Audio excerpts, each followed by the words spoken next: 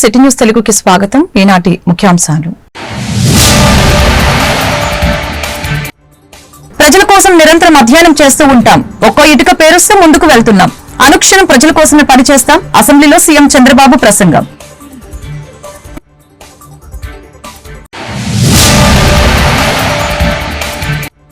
నూట 50 రోజుల కూటమి పరిపాలనలో సంతృప్తి చెందాం. గత ప్రభుత్వం ఆర్థిక వ్యవస్థని నిర్వీర్యం చేసింది. అసెంబ్లీలో డిప్యూటీ సీఎం పవన్ కళ్యాణ్ వెల్లడి.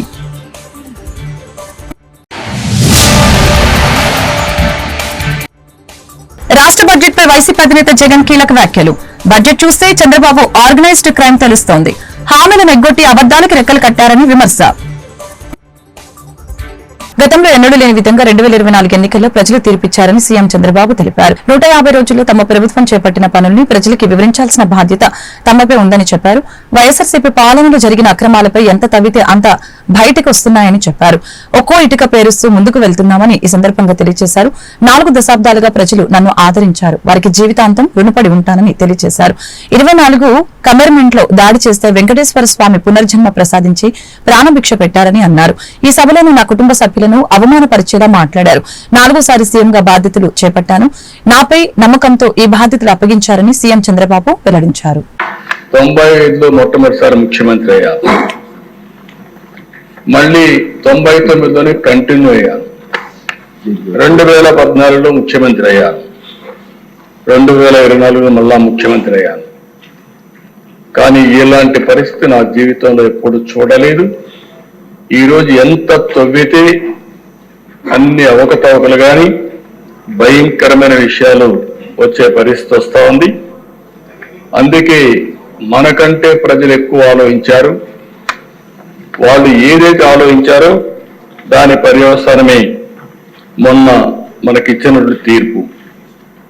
అయితే దేశ విధ్వంసమైన వ్యవస్థలు, గాడి తప్పిన యంత్రాంగం, గత ప్రభుత్వం యొక్క అప్పులు, తప్పులు, పాపాలు, నేరాలు ఈ ప్రభుత్వానికి ఒక సవాలుగా తయారైనాయి. జూన్ 12న ప్రభుత్వ అధికారం చేపట్టి ఆ రోజు చూస్తే రాష్ట్ర పైన ఉంది. కొంతమంది నన్ను అడిగారు, మీరు ముఖ్యమంత్రి అవుతారు, అయిన తర్వాత ఈ రాష్ట్రాన్ని బాగు చేస్తారా, చేయగలుగుతామనే నమ్మకం మీకుందని అడిగారు. నేను ఒకటే చెప్పాను, నేను పారిపోలేను. అధికారం ఉన్నా అధికారం లేకపోయినా, లేకుంటే ఎప్పుడైనా సరే ప్రజల కోసం పనిచేశా. ఇప్పుడు కూడా అలాంటి సవాల్ని నేను స్వీకరించి మళ్ళీ ప్రజలు నిలబెట్టగలిగితే అదే నాకు కావాలి, అది చేసి తీరతానని ఆ రోజు ప్రతిజ్ఞ చేసి ముందుకు వచ్చాను. అలాంటి పరిస్థితుల్లో ఈ రాష్ట్రానికి ఒక విజ్ఞతతో ప్రజలు ప్రవర్తించారు. ఆ విజ్ఞత మీరు చూస్తే కీలకమైన సమయంలో 21 ఎంపీల్ని గెలిపించారు, ఎన్డీఏ కూటమి అభ్యర్థుల్ని. దీనివల్ల ఢిల్లీలో కూడా మన పరపతి పెరిగింది. కాస్తో కోస్తో వెంటిలేటర్ పై నుండే రాష్ట్రానికి సహాయం చేయడానికి ఆ రోజు నేను కానీ, మిత్రుడు పవన్ కళ్యాణ్ గారు కానీ, ఒక పక్క నరేంద్ర మోడీ గారు కానీ, బీజేపీ ప్రధానమంత్రి గారు నరేంద్ర మోడీ గారు అందరం కలిసి చెప్పాం. దాని మీద పూర్తిగా కేంద్రం కూడా సహకరించే పరిస్థితికి వచ్చారు. ఒక్కొక్క ఇటుక పేరుస్తూ ముందుకు పోతున్నాం. రాత్రి ఏది సాధ్యం కాదు. ఈ విషయాన్ని ఇక్కడుండే శాసనసభ్యులు కూడా అర్థం చేసుకుని మనం అందరం కూడా ప్రజలకు చెప్తూ మన ఆలోచన విధానం ప్రజలకు అంకితమైన భావంతో పనిచేస్తాం. అదే సమయంలో రాజీ లేకుండా ముందుకు పోతామని చెప్పి కూడా నేను మీకు తెలియజేస్తున్నా. ఇప్పుడిప్పుడే దగ్గర 162 రోజులు అయ్యింది. రోజులు లెక్క పెట్టుకుంటున్నాం. ఎందుకంటే తెలుగువారు ప్రపంచవ్యాప్తంగా ఉండటానికి సీఎం చంద్రబాబు ముఖ్య కారణమని డిప్యూటీ సీఎం పవన్ కళ్యాణ్ తెలియజేశారు. శాసనసభ సమావేశంలో ఆయన మాట్లాడారు. అక్రమ కేసులతో జైల్లో పెట్టి చంద్రబాబును ఇబ్బంది పెట్టారని అన్నారు. అలాగని గత ప్రభుత్వం ఆర్థిక వ్యవస్థని నిర్వీర్యం చేసిందని మండిపడ్డారు. వాళ్ళ వరుస దోపిడీలు, అరాచకాలను చూసే ప్రజలు మనకి మద్దతు పలికారని అన్నారు. 150 రోజుల కూటమి ప్రభుత్వ పాలనతో సంతృప్తి చెందా ఏపీ సంపూర్ణ అభివృద్ధి దిశగా వెళ్తుందని మనస్ఫూర్తిగా విశ్వసిస్తున్నానని పవన్ కళ్యాణ్ తెలిపారు. 150 రోజులు పైన అయిన సందర్భంలో కుటుంబ ప్రభుత్వం ఏం చేసిందని గౌరవ ముఖ్యమంత్రి గారు చాలా అద్భుతంగా తెలియజేశారు. ఈ కష్టం వెనుక ఒకసారి మనం చేసిన విషయాల కంటే కూడా ముందు మనం మాట్లాడుకోవాల్సింది, మనం ఏం ఇన్హెరిట్ చేసాం, ఏం వారసత్వంగా వచ్చిన ఒకసారి చూస్తే అధ్యక్షుడు, గుంతలు, శిథిలమైపోయిన రోడ్లు, విచ్చలవిడిగా పెరిగిపోయిన గంజాయి వనాలు, ఇసుక దోపిడీలు, రివర్స్ టెండరింగ్లు, నిర్వీర్యం అయిపోయిన పంచాయతీలు, ఆరోగ్యశ్రీకి ఇవ్వని డబ్బులు, రామతీర్థం రాముల వారి విగ్రహం నరికివేతలు, 219 ఆలయాలు అపవిత్రం చేయడాలు, మద్యం దోపిడీలు, ఎర్రమట్టి దెబ్బల దోపిడీలు, కూల్చివేతలు, వీటిని వారసత్వంలో తీసుకొచ్చాం అధ్యక్ష. ఆ వారసత్వం మనకి సంక్రమించిన తర్వాత గత ఎన్నికల సమయంలో ఈ వరుస దోపిడీలు, వీరి అరాచకం చూసి ఏ విధంగా దీన్ని రాష్ట్రాన్ని తిరిగి గాడిలో పెట్టాలి అనే ప్రతి ఒక్కరి ఆకాంక్ష అధ్యక్ష. ఆ సమయంలో 3 సార్లు ముఖ్యమంత్రిగా చేసి ఈ రోజున భారతదేశంలో తెలుగువారు, భారతీయులు ఎక్కడున్నా సరే దాంట్లో దాదాపు సగం వంతు తెలుగువారే ఉండడానికి ముఖ్య కారకులు. నాలెడ్జ్ ఎకానమీ అనేది ప్రాతిపదిక చేసుకుని దాన్ని దేశమంతా విస్తరించిన ఒక విజనరీ. అలాంటి అనుభవం గల ఒక పాలసీ మేకర్ ముఖ్యమంత్రి, ఆయన్ని కూడా ఇబ్బందులు పెట్టి ఆ రోజు జైల్లో పెట్టిన, ఆయన్ని ఎన్ని రకాలుగా పెట్టినా ఒకటే అనుకున్నాం, ఇలాంటి వారసత్వంగా వచ్చిన సమస్యలను మనం ఎలా అధిగమించగలం అని. ఈ రోజున 150 రోజుల పాలనలో ముఖ్యమంత్రి గారు చెప్పింది, గౌరవ ముఖ్యమంత్రి గారు చెప్పింది చాలా ఉత్సాహం ఇచ్చింది, ఉత్సాహాన్ని నింపింది.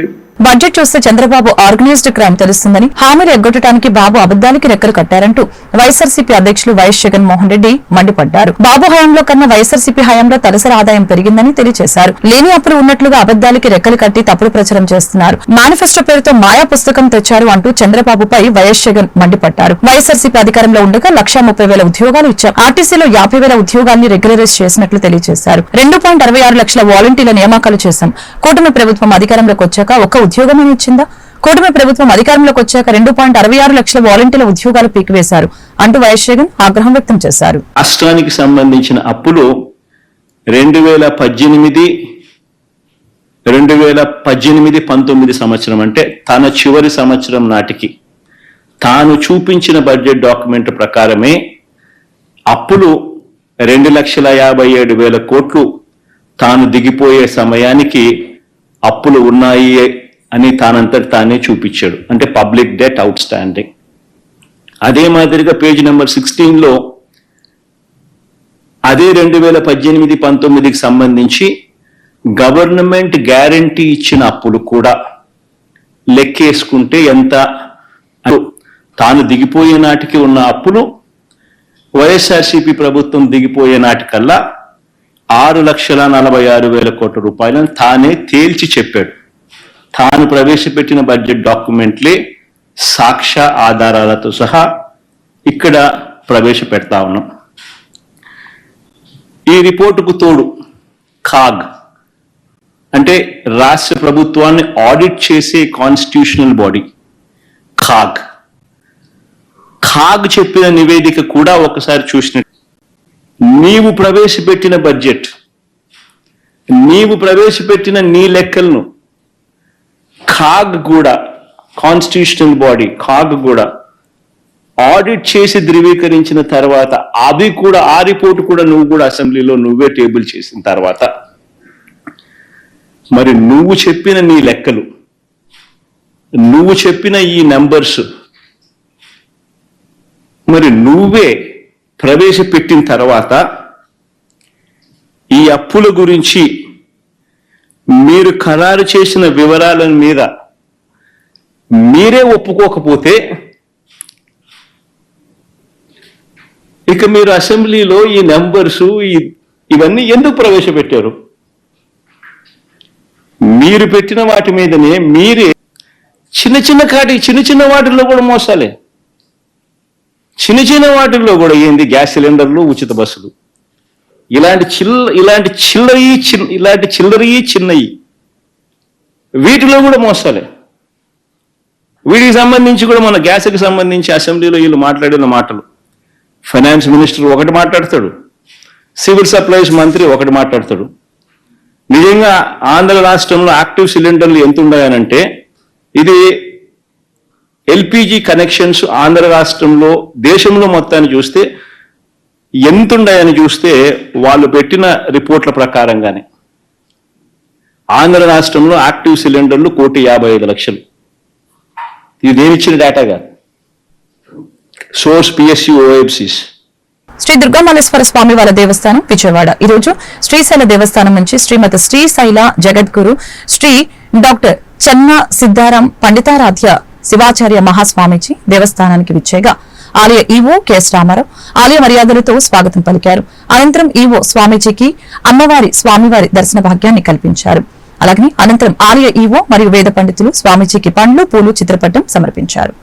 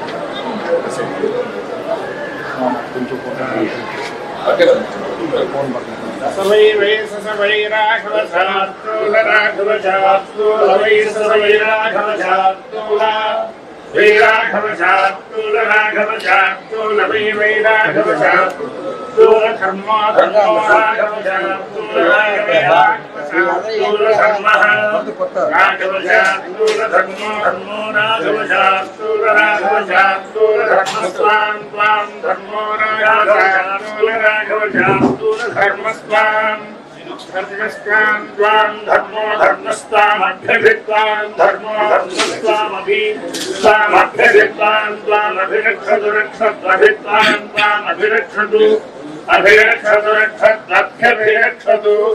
శరణాగత ధీరాత్త పరిత్రాణపరాయణే సర్వస్యాద్యహరే దేవి నారాయణి నమోస్తుతే.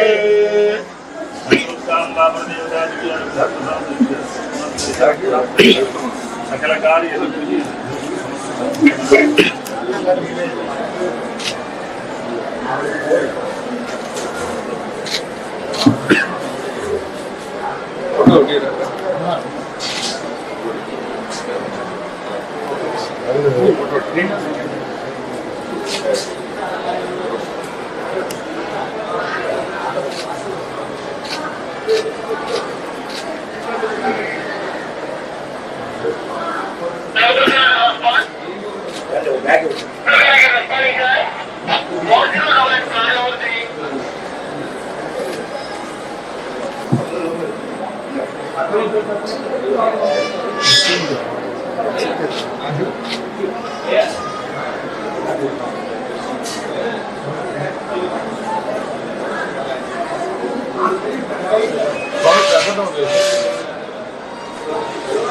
విశ్వ హిందూ పరిషత్ అంతర్జాతీయ సంయుక్త కార్యదర్శి కోటేశ్వర శర్మ విజయవాడలో విశ్వ హిందూ పరిషత్ కార్యాలయంలో మీడియాతో మాట్లాడారు. ఈ సందర్భంగా కోటేశ్వర శర్మ మాట్లాడుతూ హిందూ సమాజానికి దేవాలయాల కేంద్రం, దేవాలయాలలో దైవ స్వరూపాలు ప్రతిష్ఠించి భక్తి శ్రద్దలతో పూజలు చేస్తారని ఈ సందర్భంగా తెలియజేశారు. జనవరి 5న హిందూ శంకారావం భారీ బహిరంగ సభ నిర్వహిస్తున్నట్లు తెలియజేశారు. కార్యక్రమం పూర్తిగా రాజకీయ ప్రమేయం లేకుండా జరుగుతుందని అన్నారు. దేవాలయాలలో రాజకీయ ప్రమేయం ఉండకూడదు అనేది మా ప్రధాన లక్ష్యమని చెప్పారు. ఈ రకంగా దేవాలయ వ్యవస్థని తమ యొక్క ఆధీనంలో ఉంచుకుని హిందూ ధర్మము, హిందూ సంస్కృతిని, హిందూ పరంపరల్ని అనుసరించేటువంటి హిందువుల యొక్క మనోభావాలను కించపరిచేటువంటి విధంగా దేవాలయ యొక్క నిర్వహణ వ్యవస్థని అస్తవ్యస్తం చేస్తున్నటువంటి కారణంగా విశ్వ హిందూ పరిషత్ యొక్క స్థాపన నుంచి గత 60 సంవత్సరాలుగా ఈ దేవాలయ వ్యవస్థ హిందూ సమాజానికి స్వతంత్ర ప్రతిపత్తి కలిగిన రీతిలో అప్పగించాలని, దేవాలయాలలో ధార్మికమైనటువంటి కార్యకలాపాలు, ఆర్థికమైనటువంటి ఆధ్యాత్మికమైనటువంటి కార్యకలాపాలలో జరుగుతున్నటువంటి అవకతవకల నుంచి ఈ దేవాలయ వ్యవస్థను కాపాడుకుని మన ధర్మము సంస్కృతి దీన్ని ప్రచారం చేసుకోవడానికి దేవాలయ వ్యవస్థని స్వతంత్రంగా రూపొందించుకోవాల్సినటువంటి అవసరం ఉన్నది అని చెప్పని విశ్వ హిందూ పరిషత్ మొదటి నుంచి భావిస్తూ ఈ విషయాన్ని ప్రభుత్వాల ముందుకు తీసుకురావడం జరుగుతూ వచ్చింది. అనేకమైనటువంటి సందర్భాలలో దేవాలయ వ్యవస్థలో జరుగుతున్నటువంటి అవకతవకలన్నింటినీ ప్రభుత్వాల దృష్టికి తీసుకువస్తున్నప్పటికీ కూడా ప్రభుత్వాలు ఏ రకమైనటువంటి పద్ధతిలోనూ కూడా దీని గురించి ఆలోచించే స్థితిలో లేకపోవడం మాత్రమే వ్యవస్థ చేయాలి అని చెప్పి డిమాండ్ చేస్తూ ఈ ర్యాలీని, ఈ హైందవ శంఖారావం అనేటువంటి కార్యక్రమాన్ని జనవరి 5వ తేదీన విజయవాడలో నిర్వహించడానికి నిర్ణయించడం అయింది. ఈ కార్యక్రమాన్ని విజయవంతం చేయడం కోసం చెప్పని ఆంధ్రప్రదేశ్లో ఉన్నటువంటి ప్రతి గ్రామానికి విశ్వ హిందూ పరిషత్ కార్యకర్తలు వెళ్ళి జనాన్ని చైతన్యవంతం చేసి మన అందరము కూడా విజయవాడ తరలి వెళదాం అనేటువంటి పద్ధతిలో సమావేశాలు నిర్వహించడం అనేటువంటిది ఒక కార్యక్రమం.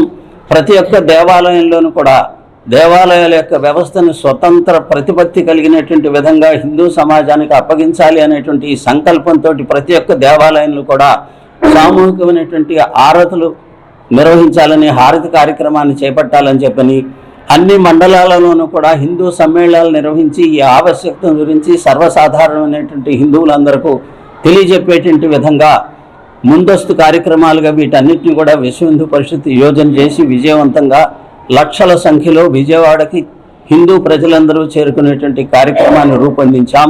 ఈ కార్యక్రమానికి యావత్ హిందూ సమాజాన్ని, హిందూ ధార్మిక, సాంస్కృతిక, సామాజికమైనటువంటి సంస్థలన్నీ సాధు సన్యాసుల యొక్క నా మార్గదర్శనంలో జరిగేటువంటి ఈ కార్యక్రమానికి సంపూర్ణమైనటువంటి మద్దతుని ఇవ్వవలసిందిగా అందరినీ కోరుతూ గురుకుల పాఠశాల అవుట్సోర్సింగ్ ఉద్యోగుల సమస్యలు పరిష్కరించాలని విజయవాడ ఉపాధ్యాయులు ధర్నా చేపట్టారు. ఈ సందర్భంగా ఉపాధ్యాయులు తులసి, సూర్యనారాయణలు మీడియాతో మాట్లాడారు.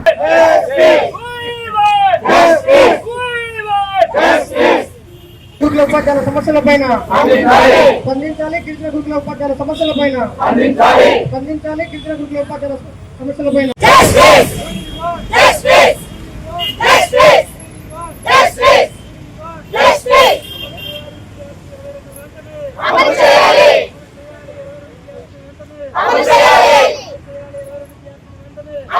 సమాన పనికి సమాన వేతనం. సోర్సింగ్ మాకొద్దు, సోర్సింగ్ మాకొద్దు, సోర్సింగ్ మాకొద్దు, సోర్సింగ్ మాకొద్దు, సోర్సింగ్ మాకొద్దు. చేయాలి సమాన పనికి సమాన వేతనం. చేయాలి సమాన పనికి సమాన వేతనం. చేయాలి సమాన పనికి సమాన వేతనం. చేయాలి సమాన పనికి సమాన వేతనం. స్కూల్లో మ్యాథమెటిక్స్ ఫ్యాకల్టీగా పనిచేస్తున్నాను. నేను సుమారుగా 2009 నుంచి కూడా ఈ సొసైటీలో పనిచేస్తూ ఉన్నాను. అది ఎందుకు చేస్తున్నానంటే ఇది గవర్నమెంట్ ఇన్స్టిట్యూషన్ కాబట్టి ఎప్పటికైనా మాకు ఏదైనా బెనిఫిట్ ఉంటుందని చెప్పేసి నేను ఇందులో చేసుకుంటూ వస్తున్నాను. అది బెనిఫిట్ ఎందుకు ఉంటుందంటే మా గురుకులం బైలాస్ అనేవి కొన్ని ఉన్నాయి. ఆ బైలాస్ ప్రకారమే ఈ గురుకులం అనేది నడుస్తూ ఉంటుందన్నమాట. ఆ బైలాస్ లో ఏంటంటే ఏవైనా నోటిఫికేషన్ ఇచ్చి పోస్ట్ తీసుకుంటున్నారంటే కొన్ని రూల్స్ అనేవి పాటిస్తారు. ఇప్పుడు నేను టీజీడీగా చేస్తున్నాను. ఆ టీజీటీ రూల్ ఏంటంటే 50% కాంట్రాక్ట్ గాను 50% రెగ్యులర్ నోటిఫికేషన్ లోను ఫిలప్ చేయాలి. అదే విధంగా ఇది వరకు గెస్ట్ ఫ్యాకల్టీ కూడా ఉండేది. గెస్ట్ టీచర్ కింద 5 సంవత్సరాలు ఎక్స్పీరియన్స్ ఉన్నట్లయితే వాళ్ళని సిఆర్టీగా మార్చాలని చెప్పేసి రూల్స్ కూడా ఉన్నాయి. మేమైతే సుమారుగా 15 సంవత్సరాలు దాటినప్పటి నుంచి ఇందులో చేసుకున్నాము. కానీ ఎక్కడ వేసిన గొంగళి అక్కడే ఉన్నట్లు మమ్మల్ని మాత్రం ఆ విధంగానే కంటిన్యూషన్ చేస్తున్నారు. మా శాలరీస్ కూడా బాగా తక్కువ సార్. మేము జీవనోపాధి సాధించాలంటే మాకు చాలా ఎంతో ఇబ్బంది అవుతుంది. ఇప్పుడు మా ఇంట్లో పేరెంట్స్ కానీ ఏదైనా హెల్త్ కండిషన్ బాగోలేనట్లయితే మేము వాళ్ళకి హాస్పిటల్కి తీసుకెళ్ళినట్లయితే వేలకు వేలు ఖర్చు అవుతున్నాయి. అప్పు చేసుకుని అవసరాలు తీర్చుకుని మళ్ళీ అప్పు తీర్చాలంటే మాకు ఎంతో కష్టంగా ఉంటుంది. నా జీతం 14,800 సార్.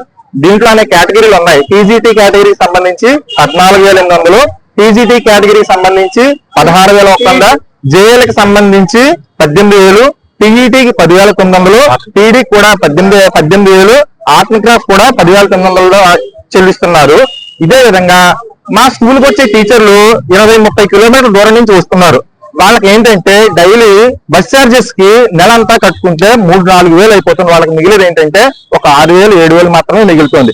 మేమైతే ప్రభుత్వానికి విరుద్ధం అయితే కాదండి.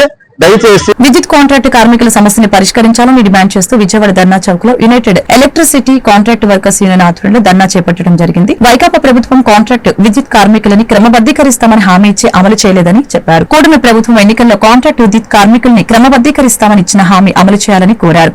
కార్యక్రమంలో కాంట్రాక్ట్ విద్యుత్ ఉద్యోగులు కార్మికులు పాల్గొన్నారు.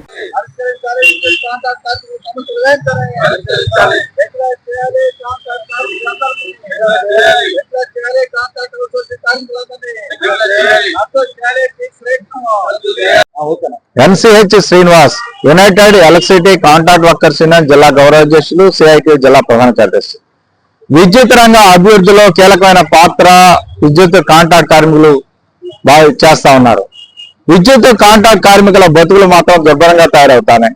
ప్రభుత్వాలు మారినప్పటికీ విద్యుత్ కాంట్రాక్ట్ కార్మికుల పరిస్థితుల్లో మార్పులు రావడంలా కాంట్రాక్ట్ అవుట్సోర్సింగ్ కార్మికులందరినీ రెగ్యులేట్ చేస్తామని చెప్పి అంతకుముందు జగన్మోహన్ రెడ్డి గారు విద్యుత్ కాంట్రాక్ట్ కార్మికుల నిండు సభలో హామీ ఇచ్చారు.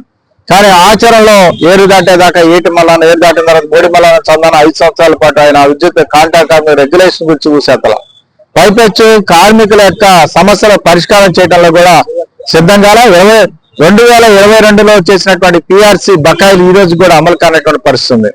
అంతేకాకుండా సమాన పనికి సమాన వేతనం లేదు. సబ్స్టేషన్ లో కొత్తగా నియమించబడినటువంటి కార్మికులకు ఒక వేతనం, అలాగే పాత ఆపరేటర్లకు ఒక వేతనం ఉంది. సమాన పనికి సమాన వేతనం వాళ్ళు సుప్రీంకోర్టు చెప్పినప్పటికీ కూడా ఆచరణలో ఇవ్వనటువంటి పరిస్థితి. ఒక రెగ్యులర్ ఎంప్లాయీ సబ్స్టేషన్ లో ఆపరేటర్ పనిచేస్తా ఉన్నారు, ఒక కాంట్రాక్ట్ ఎంప్లాయీ వర్కర్ సబ్స్టేషన్ లో పనిచేస్తా ఉన్నారు. వీళ్ళిద్దరికీ ఒకే వేతనం ఉండాలి సుప్రీంకోర్టు జడ్జిమెంట్ ఇచ్చింది, కానీ అది కూడా అమలు చేయని పరిస్థితి ఉంది.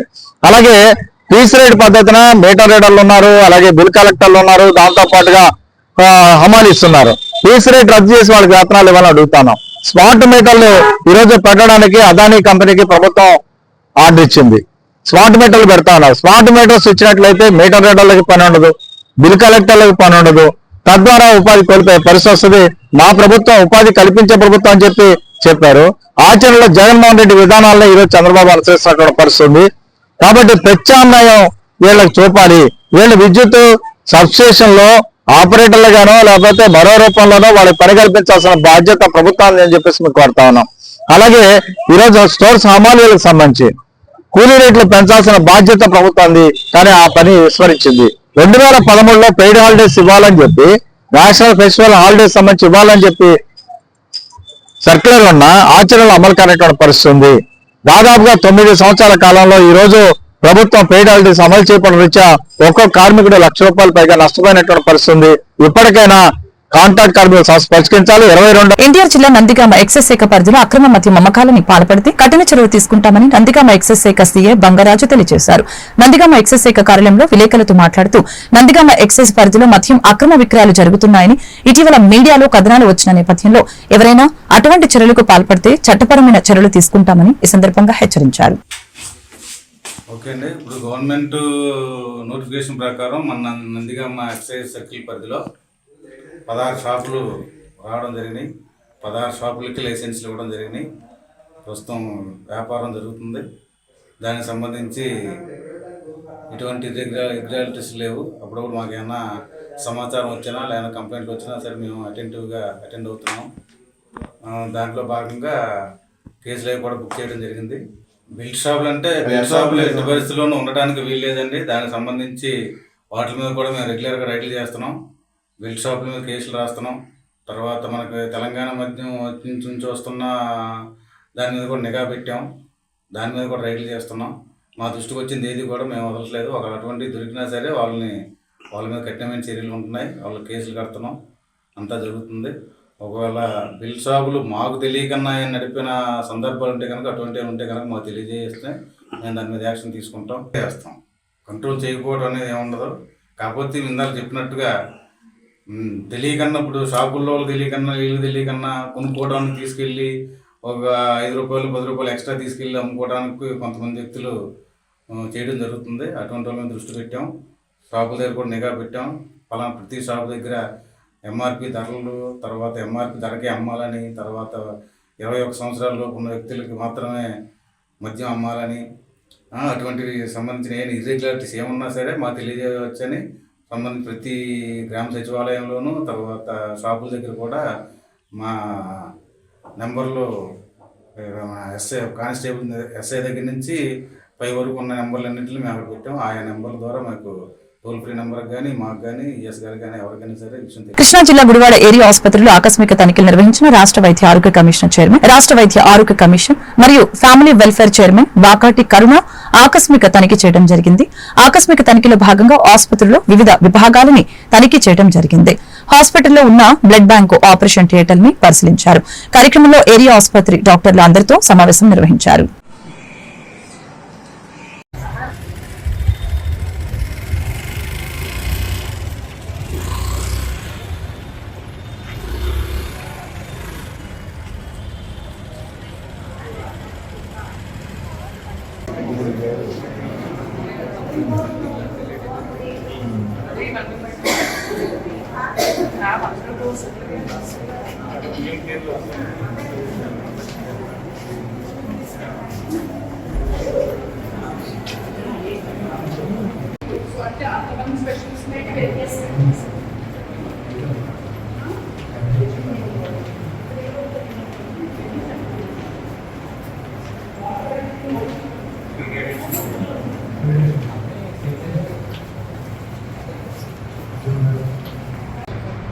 Will be elected. We'll get the data. Chase next time they come, they'll ask. Bharati takuva custom IFP and pain management, interaction, pain universal problems. You're allowed to use morphine. Are you allowed to use morphine? No, ma'am. No, ma'am. Because that has to be a narcotic license. It's not a geriatric care. It's a very important part of the usage of morphine. Not all geriatric part. Palliative. ఇప్పుడు ఈ geriatric ward complete గా ఉంటుందా? Yes, ma'am. Functional. 10%. ఎవరు చూసుకుంటారు? ఎందుకు అట్లా దూరంగా waste చేస్తాను? లేదు మన బిల్లు తక్కువ ఉంది. ఆ గ్యాప్ తర్వాత ఉన్న ప్లేస్ లో మనం పెట్టాం. అక్కడ ప్లేస్ దిస్ ఇస్ 2 ఎకరాల 70 సెంటీమీటర్ 2 acres ఉంది. దాంట్లోనే ఇవన్నీ కాంపాక్ట్ గా చేసి డెఫినెట్లీ ప్రొవైడ్ అవుతుంది. ఓల్డ్ పీపుల్ కి it will be so useful. Definitely boards వార్త ముగించే ముందు ముఖ్యాంశాలు మరొకసారి. ప్రజల కోసం నిరంతరం అధ్యయనం చేస్తూ ఉంటాం. ఒక్కో ఇటుక పేరుస్తూ ముందుకు వెళ్తున్నాం. అనుక్షణం ప్రజల కోసమే పనిచేస్తాం. అసెంబ్లీలో సీఎం చంద్రబాబు ప్రసంగం.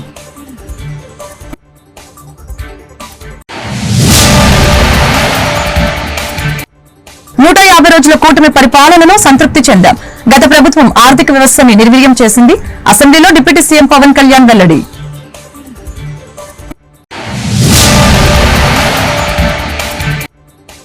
రాష్ట్ర బడ్జెట్ పై వైసీపీ అధినేత జగన్ కీలక వ్యాఖ్యలు. బడ్జెట్ చూస్తే చంద్రబాబు ఆర్గనైజ్డ్ క్రైమ్ తెలుస్తోంది. హామీలను ఎగ్గొట్టి అబద్దాలకు రెక్కలు కట్టారని విమర్శ. ఈ వార్తలు ఇంతటితో సమాప్తం. మరొక బులెటిన్ మళ్ళీ కలుద్దాం. నమస్కారం.